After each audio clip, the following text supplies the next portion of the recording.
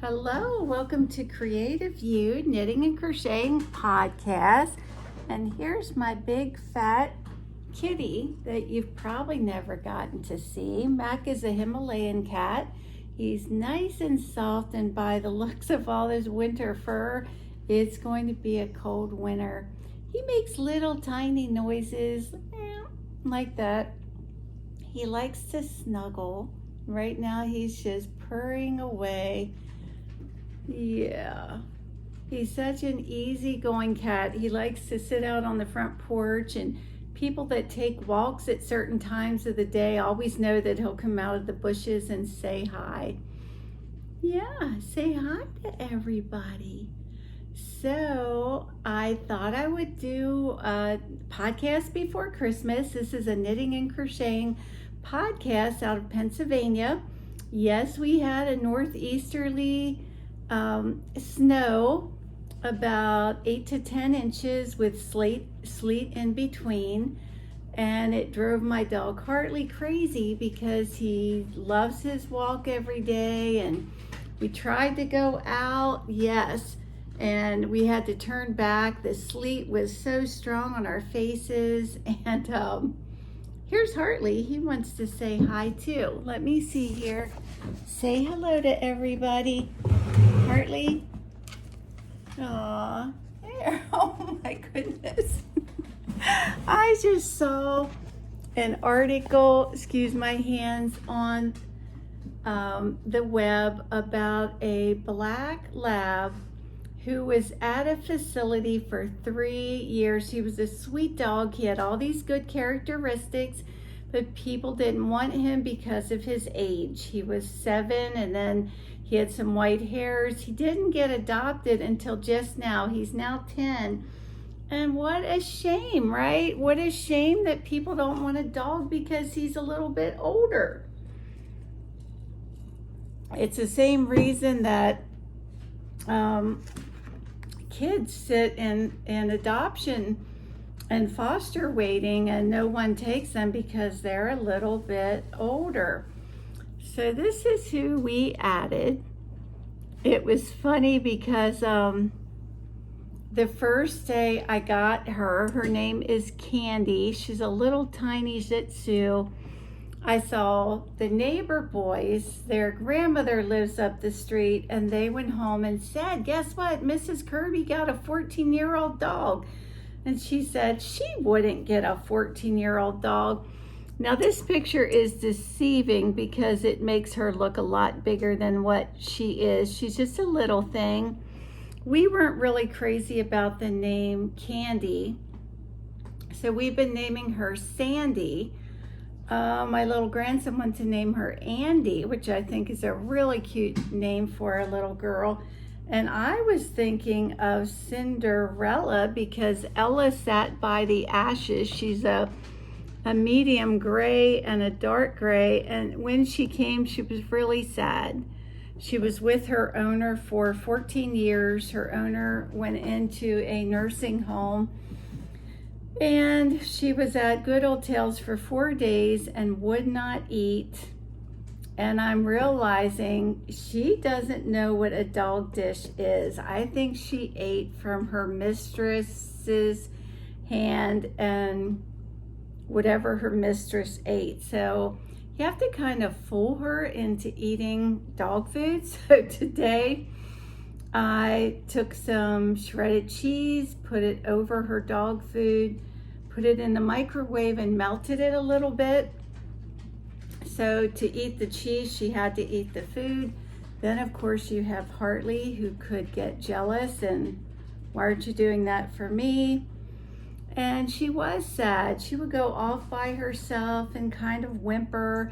And if I would bring her on the bed with me, she would go to the far end with her backside to me. But she's starting to get interested in what's going on. We never heard her bark. And then today, when I gave her the food with shredded cheese and a little bit of juice off tuna, Patches, our cat, went up and started sniffing the food. And Sandy nosed the cat and then let out some pretty big barking. So she can bark. When it snowed and Harley didn't know if he wanted to go out, oh my goodness, she went right out. She was all over the yard. And when she came in, she had these clumps of snow frozen all over her. And since I've never had this breed of dog, I never had that happen. I never had snow just cling to a dog. And today we took the hairdryer to, but it didn't dawn her. She wanted to go out multiple times.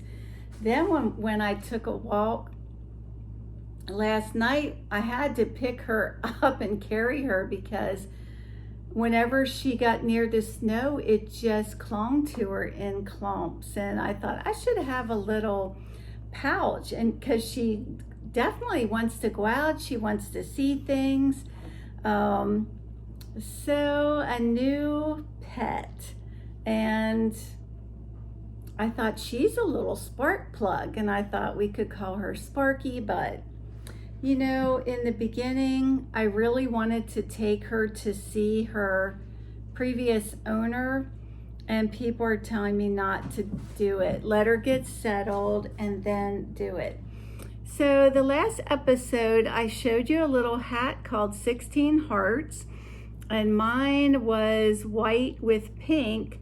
So here's one done with a variegated yarn and then a navy blue. The stripes aren't part of the pattern. I just decided, you know, to use up yarn. But I wanted to show you how cute that is. Instead of doing the background solid, to do the pattern solid. And this would be for my little pom-pom. And when you own a yarn shop, you end up knitting with the yarn that nobody wants, and you find out that, hey, it's not so bad. So this is just a super bulky knitting pattern. It's a burnt orange yarn with all kind of flecks, and I wore these outside today, and they are really warm. There's no air that gets in. I can't remember, it looks like I did double strand, but they are very, very warm. What's been happening at your neck of the woods? I found this book called Kniticisms, and it says Glenn Miller, patron saint of knitting rhythm. During World War I and II, when knitting bandages for the wounded was a wartime necessity, numerous songs were recorded honoring the home front knitters. Can you imagine anything more boring than knitting bandages? And think a knitting machine would, you know, some of the tunes were sentimental love songs, such as Knit a Kiss, Purl a Prayer, others Knit for Victory, still others with swing numbers with a rhythm ideal for knitting, including Stick to Your Knittin' Kitten and Knit Sister Knit. The most famous was bandleader Glenn Miller's Knit 1 Purl 2 from 1942, a jazzy jump tune with the wistful lyrics, Knit 1 Purl 2, this sweater, my darling, is for you. While vigil you're keeping through rain and storm, this sweater will keep you warm. Purl 2, Knit 1, our trials I know have begun, and while you are fighting each battle through, my darling, my heart's with you. And you can go to YouTube and you can find this song, Knit 1, Purl 2, and listen to it. So I thought that was kind of neat. I found this pattern in my stash. This is from Little Owl Knits, and it's a little cauldron, and it's a free pattern for holding shells and smooth stones, or for cooking up a fairy stew. And use super bulky yarn and size 15 needle and just 27 stitches, and then she says for about an hour you're rubbing the bowl with hot water and everything. Well, I had 2 skeins of Taki Montana that nobody bought, and I just kind of did my own thing. So it looks huge, and I'll use another skein, but it will get felted. So I have a bunch of projects waiting to felt, and then I'll show them all to you. And this is one that I can't really decide. This was just a purely serendipitous thing. The jewel tones are amazing. I have a Susan B. Anderson book on knitting hats for babies, and I started a hat, and somehow I figured out how to get these little loops, and I started to think about like a topper for a little vase or a pencil holder. It has kind of like a chunky look. It looks lopsided here, but it won't be. I also thought I could hang little beads and baubles. And here's the thing, to felt or not to felt? That is the question. Do I felt it or do I leave it alone? I guess stay tuned. Stay tuned. Okay, so let's see what some of my customers have been knitting. Janet did a child's Henley. I might have shown this the last time. A Henley is a sweater with a few buttons right down. And Diane Byers made a baby blanket out of Cascade Cherub Aran. There's the pattern. And Martha made a baby blanket out of Ella Ray Cozy Soft. Wow, that shows up so yellow because it really isn't that yellow. It's pinks and purples, and she said she decided to tie the little pieces of yarn, which make it really cute. And then Jay just found a pattern in a stitch book and made this cow for his mom out of, I'm assuming, a self-striping yarn. And you can find stitch patterns online like that. There are also books like this that give you different knitting stitches, and there are crocheting books like this. And then you can pick a pattern and design your own cow. And you know, hey, it makes it really easy. And let's see here, what else? So Robin Partridge made the October hat out of Galway Chunky. Let's see if you can see those cables. That hat felt so dense that you would never get cold. Beverly made a scarf, fingerless mitt, and hat set out of a yarn called Tricolor. And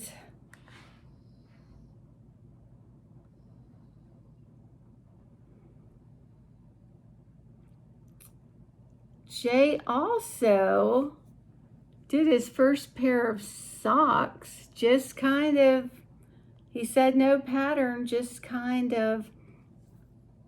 Here is one of my students, Gracie, with her first crocheted project. Doesn't she look proud?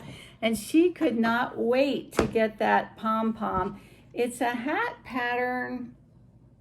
I'll have to find the name. It's done with a sport weight yarn. I think it's called Workday Hat. And you finish with a lot of, I think, rows and rows of slip stitches, which make it really nice and snug. And I just did another one out of KFI Painted Mist. And you can, you know, do them with more slouch or not. This has a lot of pretty colors. This is an acrylic blend yarn. And hey there, Harley. Harley, when he likes to come out when I'm podcasting. And I think that might be it, but we were downstairs in our family room, and oh wow, here was the snow that we got. I don't know if this is much of a video, but it was really coming down, and it was so really pretty. Coming down here very steadily, and then they're expecting some ice and then more snow. Isn't it beautiful? It's a shame that they had traffic accidents and even some deaths.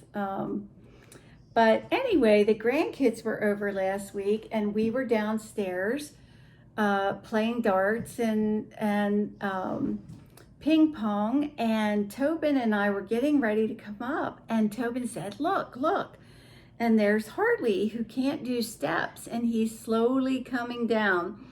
And once he came down, he jumped up on the sofa with Tobin, and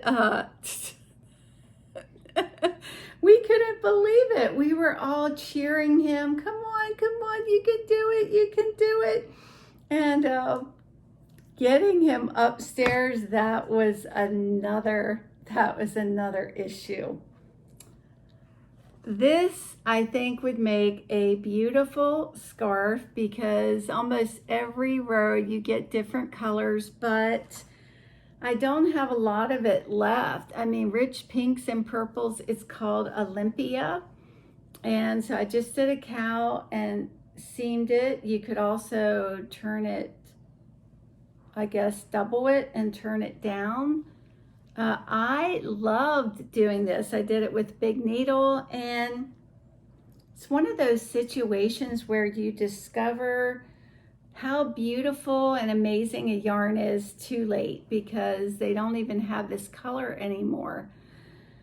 So, but yeah, I loved it. I loved making it. It was just quick and easy and mindless and fun. It is fun to knit with bulky yarns. So this was a vest that I started last year. And I'm telling you, if this doesn't get done, it's not going to fit Tobin. He's 6 years old. This is Cascade Superwash. Is it Effect or Wave? Wave. I think it changes colors. And he was into gold. So as soon as I get my commission things done, which people are getting nervous, like, hey, aren't you done that yet? It's then I can get some of my things done. So the crocheted granny square that I showed you, I got the border done. Took me a lot longer than I thought. I mean, I worked on it for several evenings, and the black matches great, and I hope she'll be happy with it. She was really not happy with me that it was taking so long, and it is what it is, right?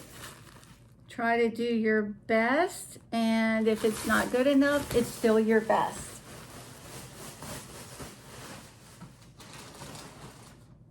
And also, crocheters, I showed you the little blanket I did, and I decided not to put the orange on the top. This is James Brett marbled, baby marble, because it has that marbled look, but I decided to go with the pom-pom yarn called Dawn. I think it just makes it really look festive for a baby. I just have to work in my ends, but I'm happy with it. And I got all caught up in wanting to have a very beautiful finished edge So I took my time and did a slip stitch edge around the entire blanket. And then when I put this on, it just totally covered it up. But I'm starting to get to the point that when you are finishing something, instead of hurrying through and saying, oh, I want to get done with this, it's your last chance to kind of love that project and put your time and energy and love into it. It's your last chance. So the finishing details should be a time that you really enjoy. It's kind of your farewell. I found this little dish towel that I made out of this pattern called Old Shell, and I had it tagged at the shop, but I think I'm going to give it as a gift. There's the little hanger. It's made out of a discontinued yarn that was called Bamboozle, and it was fun. If I did it again, I would make it wider. It's not very wide. So here's something funny. I had some magnets at the shop that didn't sell, and one had a person, just a blur, racing a horse, and said, life is a grand adventure or nothing at all. I had to think about that because it just came up like flat to me, because there are people confined to wheelchairs. There are people with all kind of reasons why life can't be a grand adventure. There's a lot of circumstances and mistakes. And yeah, I don't mean to sound negative, but I think when you're a Christian, life is a grand adventure. But so I thought, I'm not keeping these magnets. And right before I threw them away, I picked up this book I've been wanting to read for probably 15 years, a book about being a Christian physician. And I get to about page 2, and he said, this is the plaque that I keep on my desk. Life is a grand adventure or nothing at all, by Helen Keller. I thought, oh my goodness, it made me laugh. I like to collect children's storybooks, and I have a selection of Christmas books. This is one of my favorite, by Raymond Briggs, and it just portrays Santa in a very human light. And every Christmas when I get this book out, written and illustrated by Raymond Briggs, he looks a little cold there and almost a little grumpy. So here's Santa sleeping. He's dreaming of sunbathing on the beach. And there goes his alarm clock, and it is December 24th. Bloomin' Christmas here again, he says. His his dream of being on the beach here is fractured. And he is a grumpy Santa. Blooming Christmas here again. Get off my slippers, dog. And it's a really funny cartoon. Blooming snow again. Brr. Gets into his clothes. He has a cat and a dog. He makes his tea. He gets his reindeers ready. And he's pushing his sleigh saying, work, work, work. But it's all so sweet. Goodbye, cat. Goodbye, dog. And there he is, tally-ho. He combs what little bit of hair he has. Rain, wow, what's next? And then you see some bleep, bleep, bleep weather. Then he's into fog.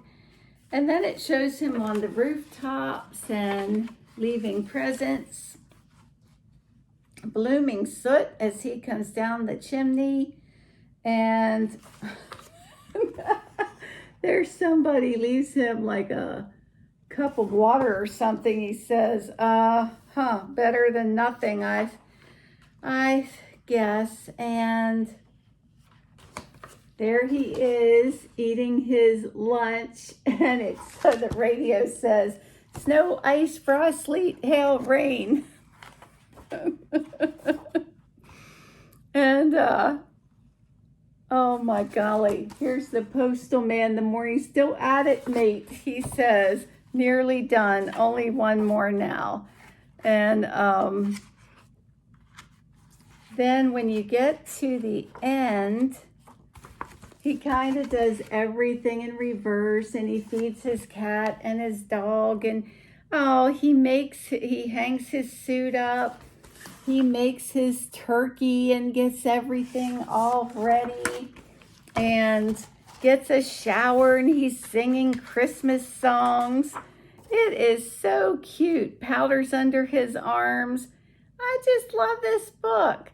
And opens his gift, blooming awful tie from Aunt Elsie. Horrible socks from Cousin Violet. Oh, that's more like it. It's cognac. And then he makes his tea and puts it on a tray and takes it up to bed. And ends with Merry Christmas, dog. Happy Christmas, cat. He gives them each a gift. It's a funny book. It's it's one of my favorites. It sure is. Oh. So last but not least is a Christmas stocking that I did for someone last year. And because I tried to match it to the one that she had, I actually duplicate stitched everything on. And I don't know if you remember, last Christmas I had an infected ingrown toe, and it was the most painful thing ever. It was pussy, and I'd bump it and I'd want to scream. And I've worked on this all December 23rd, all night long to the 24th. It was being picked up at 10 o'clock at the shop, but I have it finished. So now I've been asked to do a second one with a different name. And this time I'm doing Fair Isle. I started it though, and I'm afraid it's bigger. Might be a little bit bigger, so I have to call her tomorrow and ask her if that is an issue. And if it is, then it's early enough along that I can rip back. You know, I was thinking it would be fun to design a Christmas stocking. You know, your basic stocking, and then put in your little stripes and figures, and I think that would really, really be fun, right? I told you I would share some of my art collection with you. So this was done by Gary Ampel, or Ampel, I'm not sure. He likes to do Indians and things. I really, really like this. And it's just a really pretty blue background. I have other ones by him too. And then this was a colored pencil. Believe it or not, look how realistic that is, done with colored pencils. And this is just a small 4x6 by Yelena Kolotuska in Australia. I had gotten this on eBay some years ago, and the dog's eyes are so expressive, and it reminds me of Holly's little dog that she brings into the shop on Saturdays, and he's in his little pouch. He's a deer-headed Chihuahua, and we all love him. And all the customers that come in right away, oh, who's this? You're so cute, and so forth. So I guess it's a wrap. And no matter what's going on in your life, just keep that shine. God loves you. He will take care of you. And Christmas is a happy time for some people and a really tough time for other people. And it seems like it's almost like people got so used to not getting together that they've lost their desire to get together. It's, I guess, almost like a trained response. I don't know, but I'll catch you the next time. At the end of the year, I always have like a down effect of all the things I didn't get finished, I didn't get done, things I wanted to get done and I didn't. But I get so excited as the new year comes with all the things that I want to finish, and I always make a list all the things I want to do. And like I want to do some different types of crochet, Tunisian, broomstick, and there's patterns I've wanted to do for years and new techniques and some designing, and it gets me so excited for the new year. It gets me so excited I can hardly stand it. And I hope you do too, because knitting and crocheting, the fiber arts, really add so much to your life. No matter what mood you are in, it just fits right in, whether you're pensive and you're going along slowly, you're thoughtful, or whether you're listening to upbeat music and you're going fast. It just fits in. And I've had more men stopping in at the shop, showing an interest, and a lot of people coming in saying, oh, I'm learning to knit, I'm teaching myself on YouTube. And a lot of people jumping in and wanting to learn. This is just a little tiny thing I made out of bling yarn, and the simplest little things can just make you happy. This can also be worn as a belt. And so I guess I don't want to let you go. So Merry Christmas, shine baby shine, and see you next time. Thank you for watching. I appreciate each and every one of you for sharing your time with me.